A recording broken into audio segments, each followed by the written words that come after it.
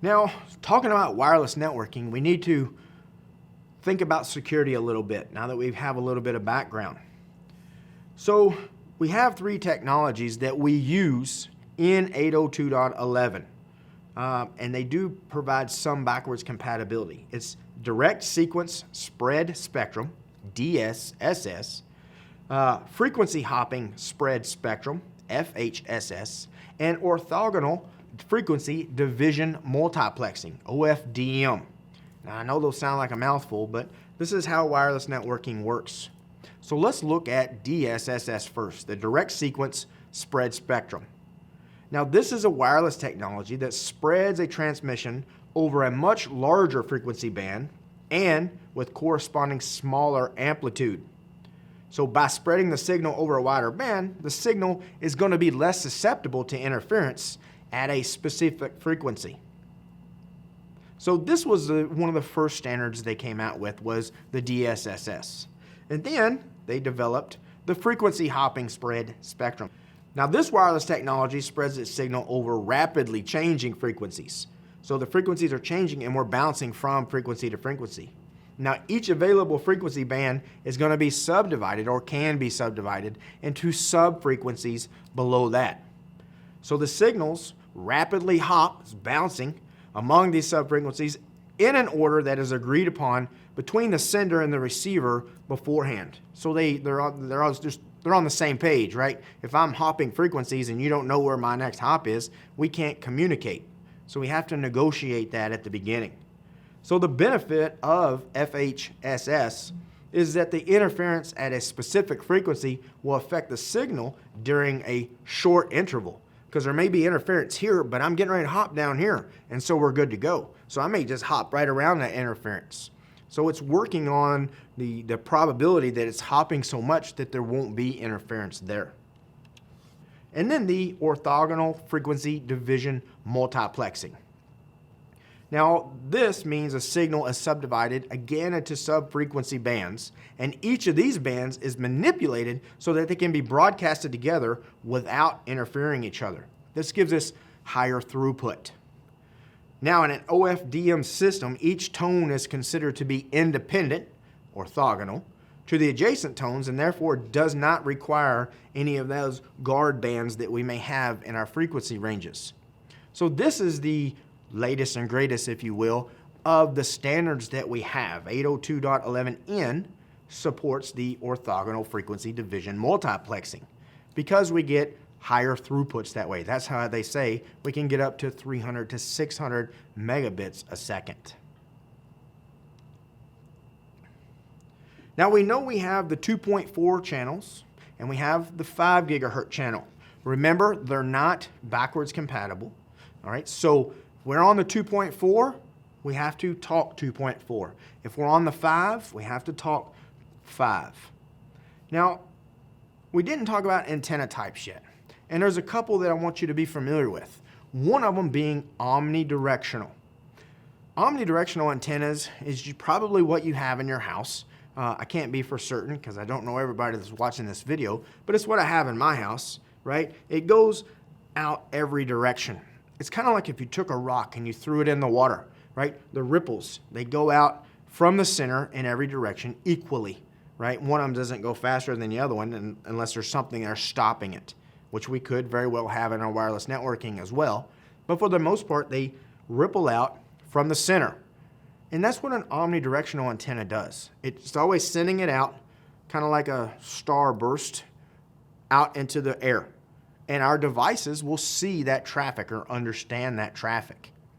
Now, we usually put omnidirectional in a central location because of the way that it behaves, right? It comes out in every direction equally. If I was to stick it in the corner of the office building, it would still work, but now some of that signal might be going outside on the sidewalk, may bleed to the next building, may bleed to the next house. So they're seeing our signals now. That could be a security issue. I don't want people seeing my wireless traffic. Wireless is inherently insecure anyway, right? So everybody says. So if they're seeing my radio frequency signals over there, that may be bad for me.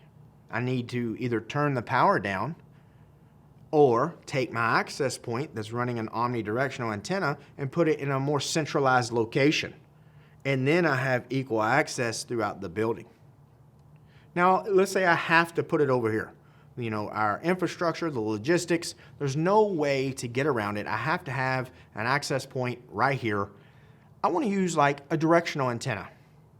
Be like, okay, that's fine.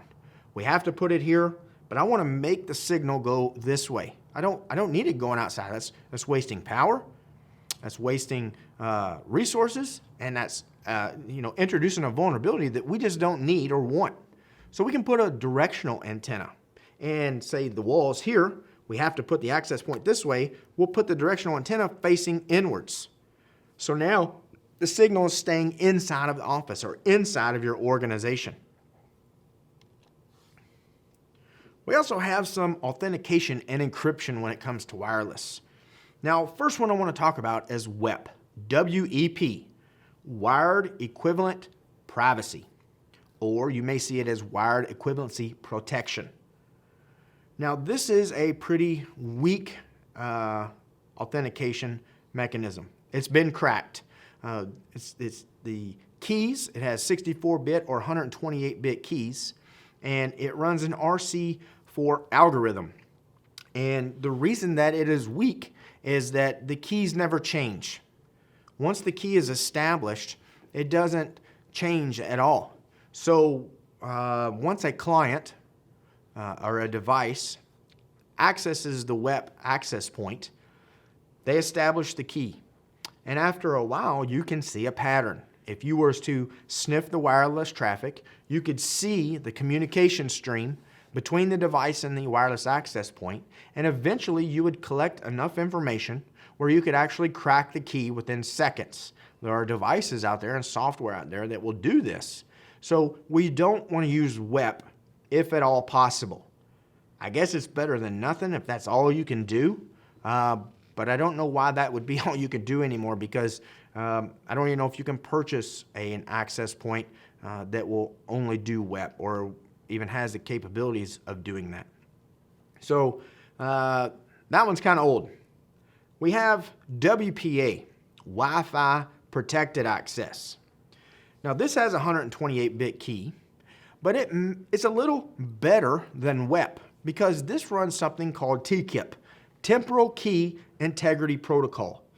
It changes the keys about every 10,000 packet or so. So you're going to see a pattern for a little bit, but then the pattern is going to change. So you got to start over. And then you see it, and then the pattern changed, and you got to start over, right? So that has TKIP, T-K-I-P, built in. It also has Extensible Authentication Protocol. This is for our authentication. WEP doesn't have that. There's two different flavors of EAP that we can run. One of them is LEAP, and one of them is PEEP, Lightweight Extensible Authentication Protocol, and Protected Extensible Authentication Protocol.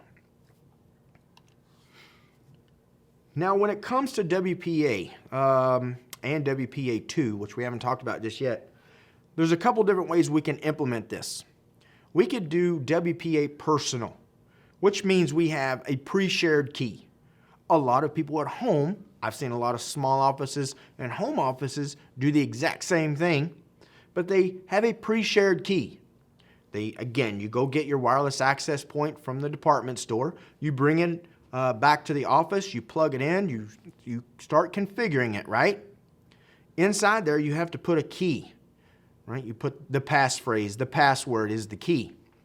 So what they can do, or what they will do, is put that in there and then share it among employees or your family members, right? You tell your spouse, you'll put it on your kids' devices or whatever, so they can access the wireless. Because without that pre-shared key, they can't access it unless they crack your key somehow.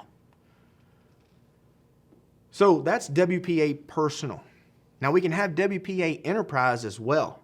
This uses a different mechanism, and this uses an authentication server, like Radius, for example.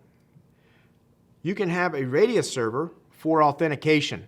So when you have individuals come into your enterprise or your organization, they may try to access the wireless access point to get internet connectivity. as soon as they do that, they're going to have to authenticate themselves. Do they have a username and password to get on the wireless? So we don't have that whole pre-shared key thing. Now they have to see if they have an access account or a domain account or some type of an account somewhere for authentication that this Radius server can find and say, okay, that's your username and password, looks good, come on the network. Now, we also have WPA2, and this is what you want to do if you need to support wireless. Now, WPA2 is stronger than WPA. It has 128-bit, 192-bit, or 256-bit encryption. This guy uses AES, the Advanced Encryption Standard. It also uses CCMP, which is counter mode with cipher block chaining message authentication code protocol. I know it sounds like a mouthful too, but it makes us more secure. This is where they were trying to get when they developed WPA, by the way. They wanted to get to where WPA2 is, but they couldn't. They couldn't get there fast enough. They knew WEP was broke, they knew it was unsecure, and they needed a solution quickly. So that's where WPA came in to fix that with the temporal keys. And then they got stronger encryption, stronger protection with WPA2.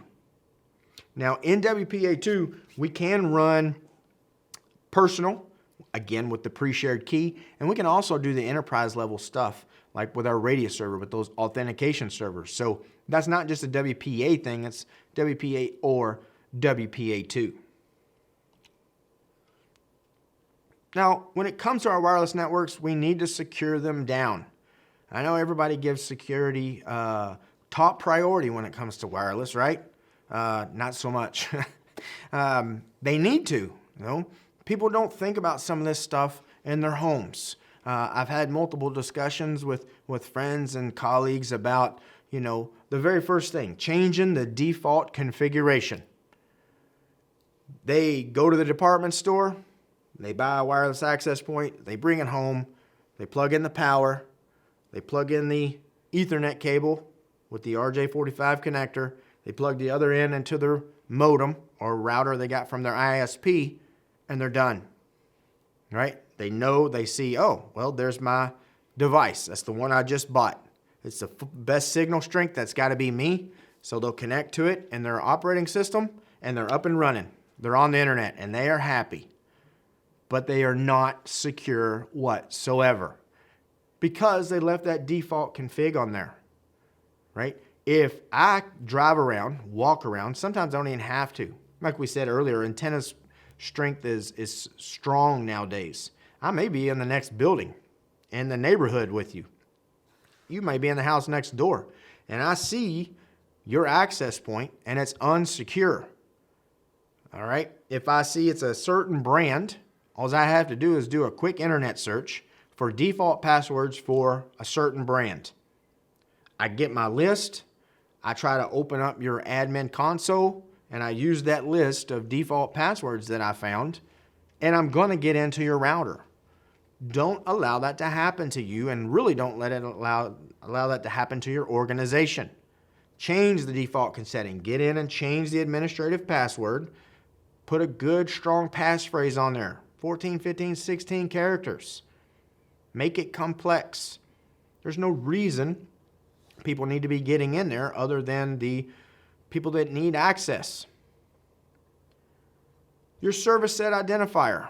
It's usually the first thing people say. Well, change your SID, your SSID, right? Change the name of it. Don't leave it as the vendor underscore and a couple numbers or something like that. And most people do that one sometimes. It depends on how diligent they want to be. If they, in my previous example, if they just go to the store, buy it, plug it in, and run with it, the SID's going to be the default. And that's even worse. So change the SID. Change it to something meaningful. Maybe your last name or your neighborhood or something that means something to you. I've seen lots of clever ones before. I can see them in my neighborhood.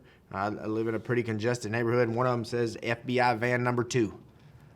So I'm pretty sure it's not an FBI van, but it very well could be, I guess. I'm thinking it's just somebody being clever with their access point, naming it for that service set identifier. We could use MAC address filtering. Now, this is a pretty good layer of defense when it comes to wireless access points, though it's a little bit of an administrative headache. And what I mean is, what we have to do is look at every device that is supposed to be on our network. Now, every device we know has a network interface card, a NIC, and on that NIC, we have a MAC address. Remember those layer 2 addresses we talked about. So what you can do is get you a list of the MAC addresses of all the devices that are supposed to be on your network. You're going to go into your router configuration, your wireless router configuration, your admin, portal. It's usually a web page nowadays. And you can go to the MAC filtering tab or the section where you can put in MAC filtering. And usually they have 2 places. Allow all of these but not these, or deny all of these but only allow these. So you might pick deny everything, deny every MAC address except for the ones that you explicitly put inside of the router. So you're going to take that list of all the devices that you've written down and start typing them in to the wireless access point. So now during the negotiation, even if I know the pre-shared key, once I get authorized and authenticated, it's going to look at my MAC address and say, no, you don't have access. You're associated with me because you know the pre-shared key, but you're not going to be authorized because your MAC address is not going to be authenticated. You're not in the list of go, no go. Think about antenna placement and power levels. We talked about that just a second ago a little bit. We don't want to put an omnidirectional antenna with full power at the edge of your building. There's no reason to do that. You're allowing your signal to leave your perimeter, to leave, maybe to become attacked, sniffed, hacked. That is a vulnerability. You're increasing your risk to your infrastructure when you do that. Again, if there's no way around it, right? Directional antennas are great because they direct which way the signal needs to go. Sometimes you go by these wireless routers and you may get an enterprise level router, or some of them you can get at the department stores nowadays are pretty powerful. You may put it in the center of your building, center of your house, and it still reaches outside. You can go 2 houses down in your neighborhood and look at your phone or mobile device and be like, I'm still seeing my access point. Well, the power's turned up too much. It's not going to slow your network down. It's not going to make things run worse if you turn down the gain on your antenna. It's just saying don't broadcast out as much, not as powerful, right? You're not a radio station. It's working off radio waves, but you're not trying to broadcast to everybody in the neighborhood.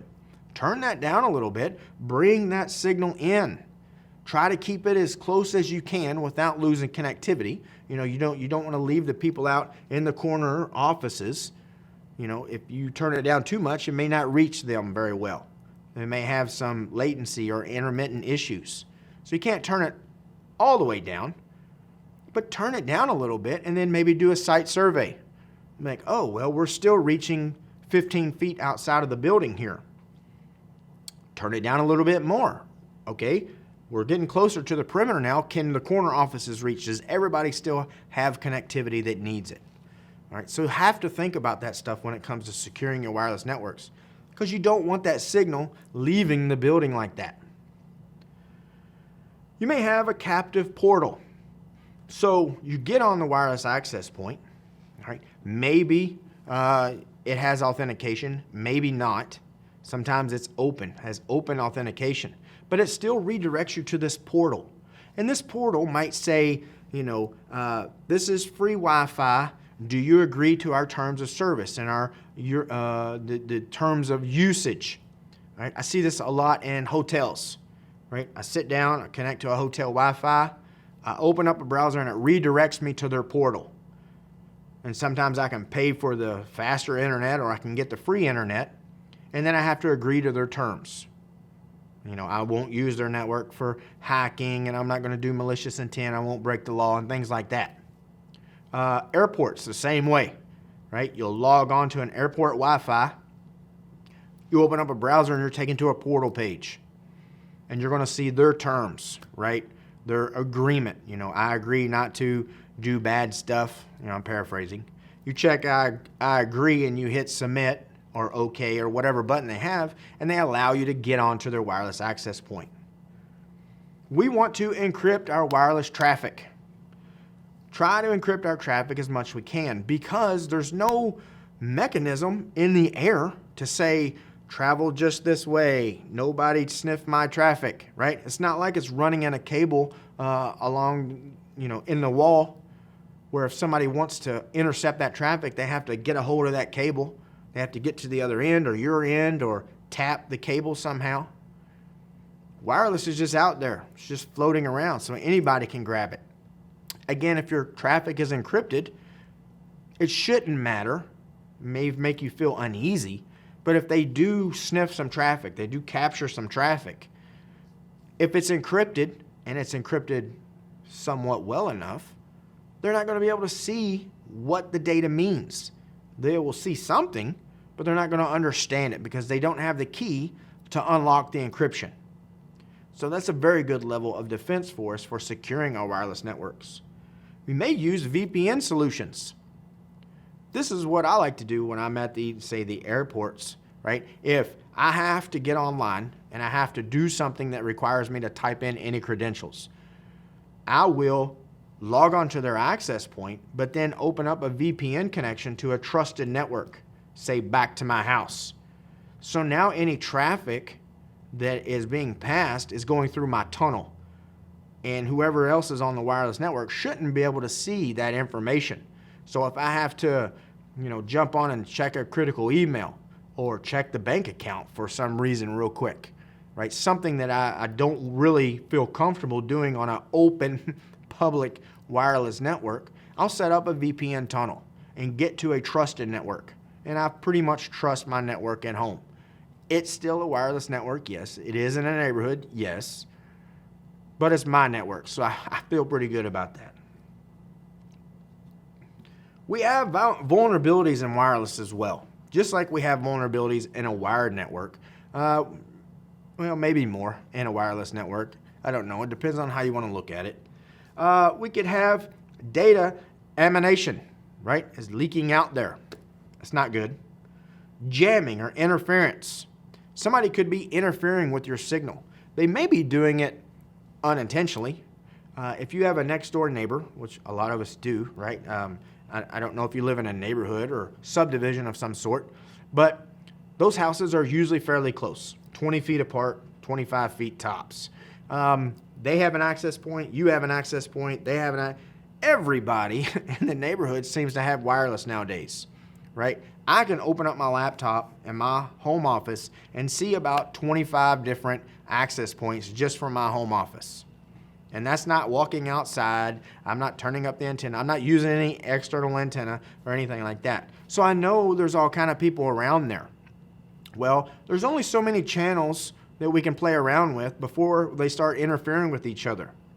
Now, for the most part, you can leave your access point on auto. Let it auto negotiate which channel it needs, because it's constantly seeing what's around, and it will negotiate that as far as if they're using channel 6 next door over here, I'm going to use 1 because I don't want to overlap those channels as best I can. That eliminates or lowers the interference that we could have with each other.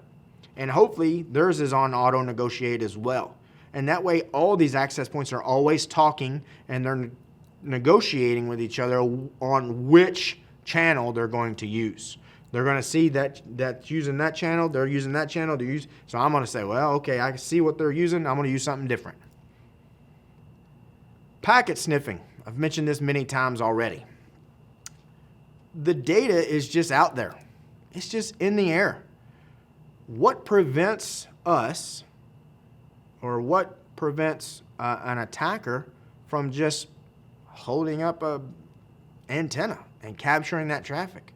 Do they even have to hold it up? They could sit on the floor. If your signal strength is high enough, they could sit outside in their car. Packet sniffing is bad. I don't know how else to put it. For a lack of a technical term for you, we don't want people sniffing our traffic. That is our traffic. That's private information. That's what we want to do, the encryption like I was talking about. Because sniffing wireless traffic is so easy. It's not like you're tapping into a wire because it's just out there. So it's easy to obtain. War driving and war chalking. It's not really a vulnerability, but I put it here because it could be a problem. If you have people that are looking for open Wi-Fi, they're driving around, they're just looking for the open access points to do, more than likely, malicious activities. If I was wanting to do something malicious and I don't want to get caught, I could go do it from your house, your access point, because it's unsecured. And now if something happens, where is it going to point to? It's not going to point to me. It's going to point back to your IP address because I use your router to conduct my attack. Because you left the default configuration there, I got into your router and I did whatever I wanted to do. So that's why we have to get in there and change that default configuration as well.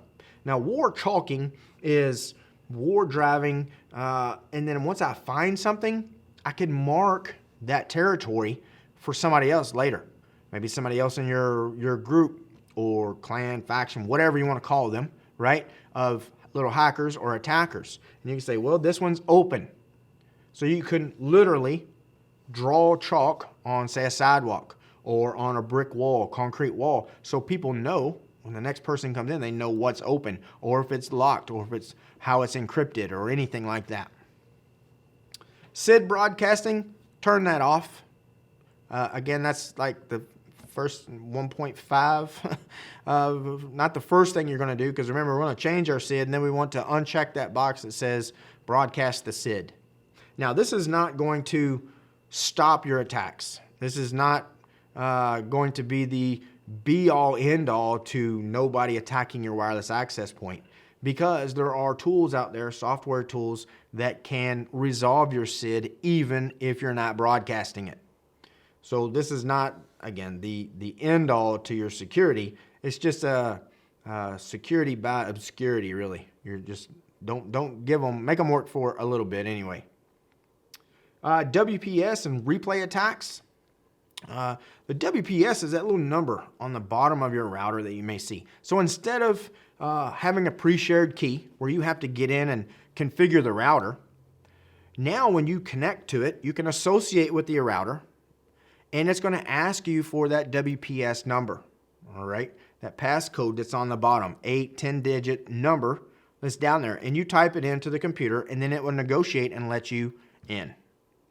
Now, if we steal traffic, I can do a replay attack. If I was sniffing your traffic and I saw your session ID, for example, I may be able to replay that information and pretend now I'm you. And the distant end computer is not going to know any different. Bluejacking and blue snarfing. It's kind of getting away from Wi-Fi, but this is our personal area networks. Now we can have Bluetooth. You've probably heard that, right? We had the Bluetooth earpieces, the earphones, Bluetooth keyboards and mice. You have Bluetooth in your vehicle now, right? You can hook up your phone to the Bluetooth in the vehicle, and it will pull in your contacts. You can make phone calls inside the car. It will pull over your radio, your music, whatever you have on there, and you can play it right inside the car. But a couple vulnerabilities we have in the Bluetooth wireless is bluejacking and blue snarfing. All right, so bluejacking is unwanted messages, right? Unsolicited messages that you're going to be receiving or could be receiving. If you have your Bluetooth on all the time and you don't have it connected up to something, it's possible to get this spam.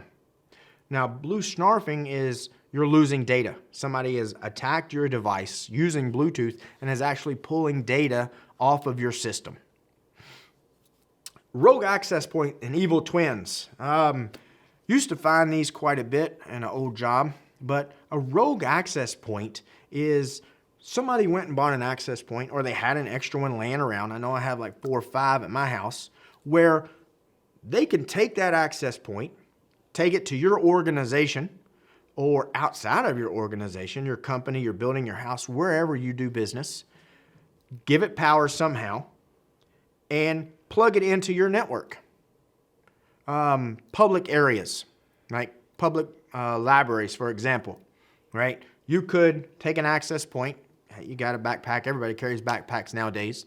You take your backpack, you have it in your backpack. You go find a quiet little corner with some power. You plug in your access point. You found a port, so you plug it into the port. You plug it into your access point, and you kind of hide it away. That's a rogue access point, because now I have wireless connectivity to your infrastructure. That could be a vulnerability, because now I'm taking your infrastructure and I'm kind of broadcasting it out to everybody. So depending on where I'm broadcasting it out to, I may be able to sit outside now and attack your network. I got in once, but now the radio signals are leaving the building and I'm getting that information.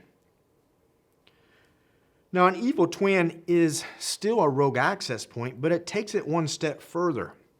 What I'm trying to do, or what an attacker is trying to do with an evil twin, is look like the legitimate infrastructure.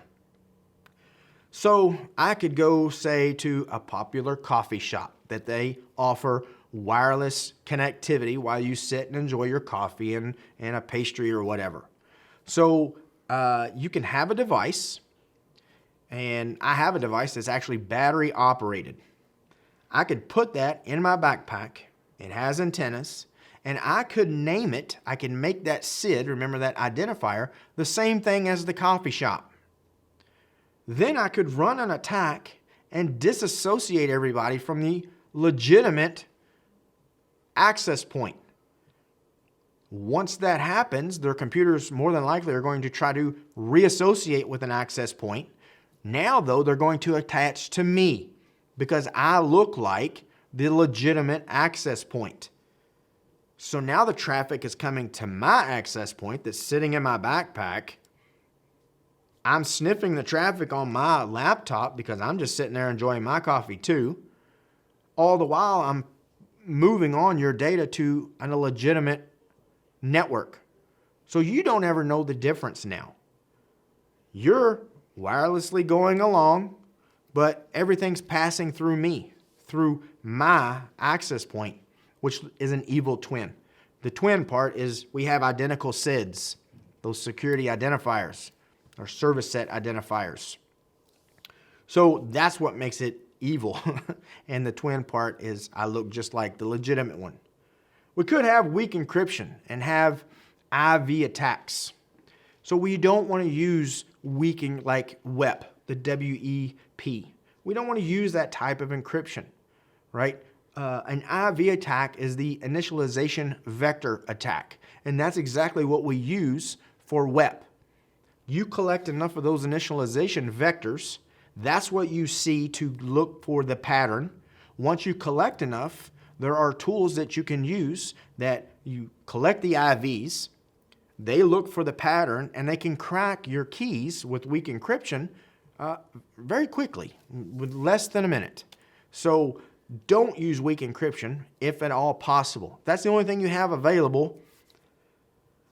I guess you could go ahead and use that. That may point you out more as a target than if you just had open network, but if that's all you have, something's better than nothing, right?